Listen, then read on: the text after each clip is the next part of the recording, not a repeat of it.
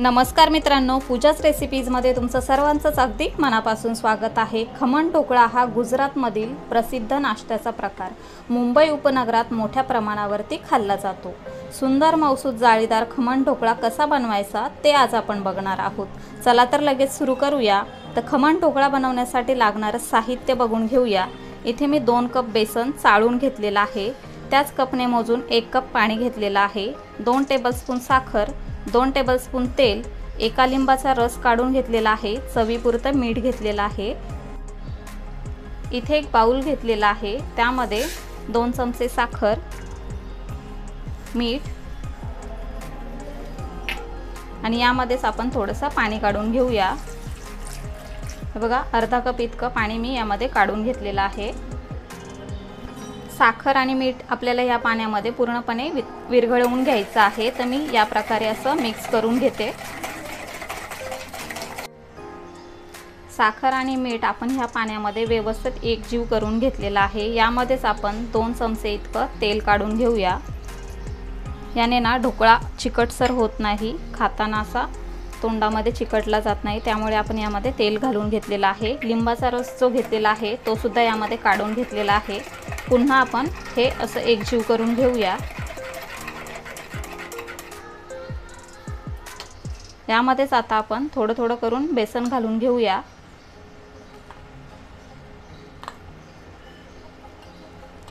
हे बघा, सुरुवातीला मी 1 कप इतकं बेसन यामध्ये काढून घेते। व्यवस्थित आपल्याला हे यामध्ये एकजीव करून घ्यायचं आहे।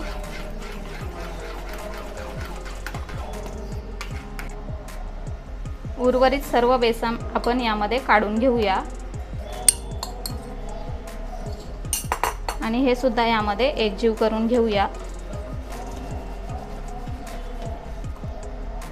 थोडं थोडं करून आपल्याला यामध्ये पाणी टाकून घ्यायचं आहे। अगदी पातळ करायचं नाहीये, थोडंसं घट्टसर आपल्याला हे ठेवून घ्यायचं आहे। इथे आपलं ढोकळ्याचं मिश्रण तयार झालेलं आहे। हे बघा, बेसन आपण एवढं घट्टसर ठेवून घेतलेलं आहे। यासाठी आपल्याला पाऊण कप इतकं पाणी लागलेलं आहे।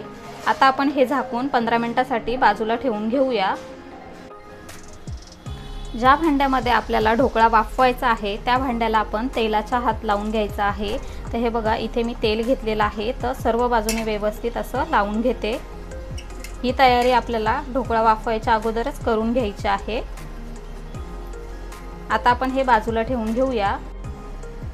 आपला ढोकळा छान खमंग आणि फुलावा त्यासाठी इथे मी 1 टीस्पून इतका सोडा वापरलेला आहे आणि इथे 1 चमचाभर पाणी घेतलेला आहे। तर हा सोडा आपण ह्या पाण्यामध्ये काढून घेऊया आणि मिक्स करून घेऊया। आता आपण 1 चमचा पाण्यामध्ये जो सोडा टाकून मिक्स करून घेतलेला आहे ते पाणी आपल्याला यामध्ये घालून घ्यायचं आहे। ते एकदा मी हलवून घेतलेलं आहे। आता आपण हे लगेचच असं मिक्स करून घेऊया।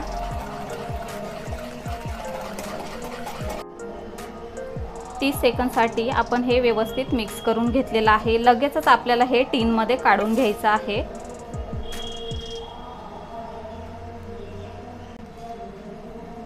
सर्व बॅटर इथे टीनमध्ये काढून घेतलेला आहे। या प्रकारे टॅप करून घेते। गॅसवरती स्टीमरमध्ये मी पाणी उकळवून घेतलेलं आहे। यामध्ये आता आपल्याला हे ठेवून घ्यायचं आहे।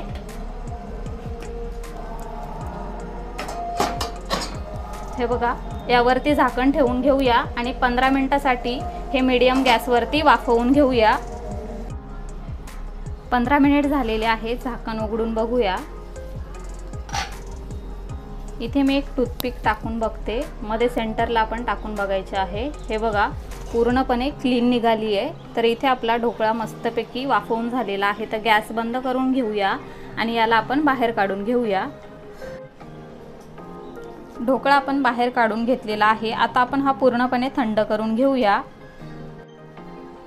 जोपर्यंत आपला ढोकळा थंड होतोय तोपर्यंत आपण त्यासाठी लागणारी फोडणी तयार करून घेणार आहोत। तर त्यासाठी लागणारं साहित्य बघून घेऊया।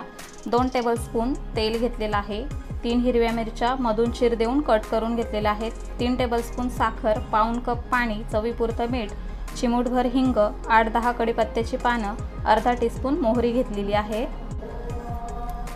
गॅसवरती मी एक कढई गरम करण्यासाठी ठेवून घेतलेली आहे। त्यामध्ये तेल काढून घेऊया। तेल आपण गरम करून घेऊया। तेल आपलं गरम झालेलं आहे। त्यामध्ये मोहरी टाकून घेऊया।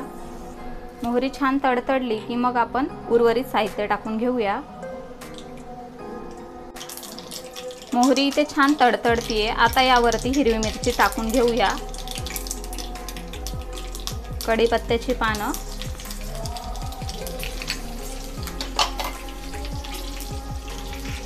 चिमूटभर जो हिंग घेतलेला आहे तो सुद्धा टाकून घेऊया। मिनिटभर आपण हे असंच हलवून घेणार आहोत। पाऊण कप जे आपण पाणी घेतलेलं आहे ते सुद्धा यामध्ये काढून घेऊया।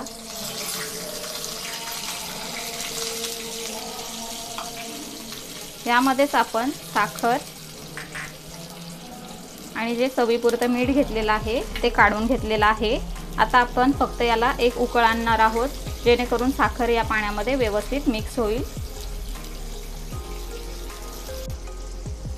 साखर पूर्णपणे ह्या पाण्यामध्ये विरघळलेली आहे, हे बघा। आता आपण गॅस बंद करून घेऊया।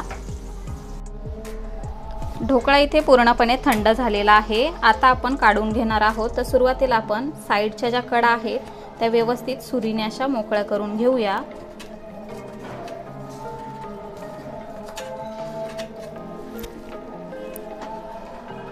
हे बघा, यावरती असं आपण मस्तपैकी निघालेला आहे। आता आपण ढोकळा कट करून घेऊया।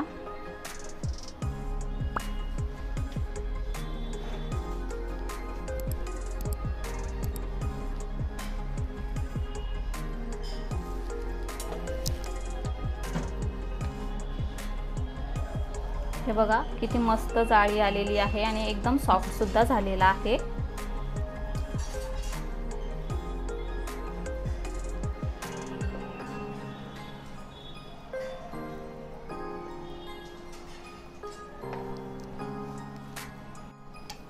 आता आपण तयार केलेली फोडणी यावरती घालून घेऊया।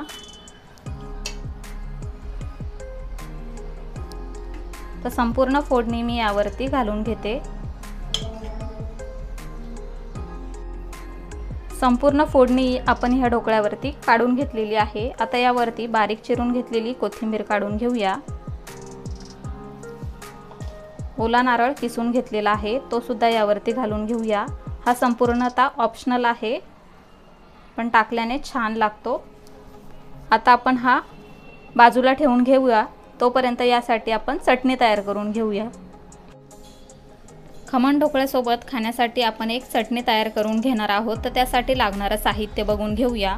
अर्धा कप कोथिंबीर, पाव कप पुदिन्याची पानं, एक खमणचा तुकडा मी कुस्करून घेतलेला आहे, अर्धा फोड लिंबाचा रस काढून घेतलेला आहे, 1 टीस्पून साखर, अर्धा इंच आल्याचे तुकडे करून घेतलेले आहेत, 2 हिरव्या मिरच्या चिरून घेतलेल्या आहेत, चवीपुरतं मीठ घेतलेलं आहे।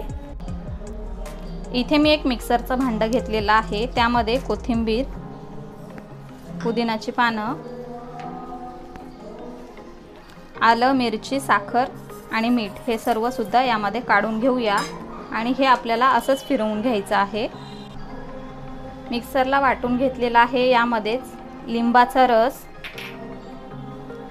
ढोकळ्याचा आपण जो चुरा करून घेतलेला आहे तो, 2 आईस क्यूब टाकते, जेणेकरून चटणीचा कलर अजिबात चेंज होणार नाही, आणि थोडंसं पाणी टाकून हे मी पुन्हा मिक्सरला फिरवून घेते। तर इथे आपली चटणी सुद्धा बनवून तयार झालेली आहे। मी आता याची फायनल प्लेटिंग करून घेते व तुम्हाला दाखवते।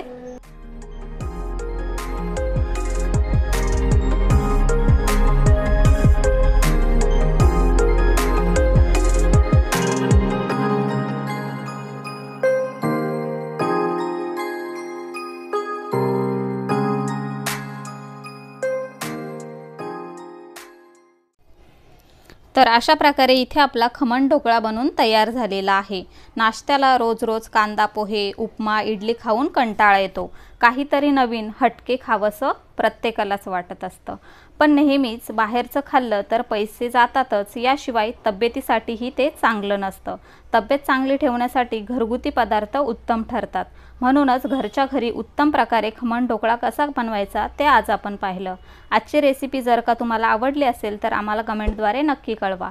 व्हिडिओ आवडल्यास व्हिडिओला जास्तीत जास्त लाईक करा, शेअर करा आणि अशाच छान छान रेसिपी बघण्यासाठी पूजास रेसिपीजला सबस्क्राईब करा। लवकरच भेटूया अशाच एका नवीन रेसिपीसह। तोपर्यंत bye bye, take care, eat healthy, live healthy.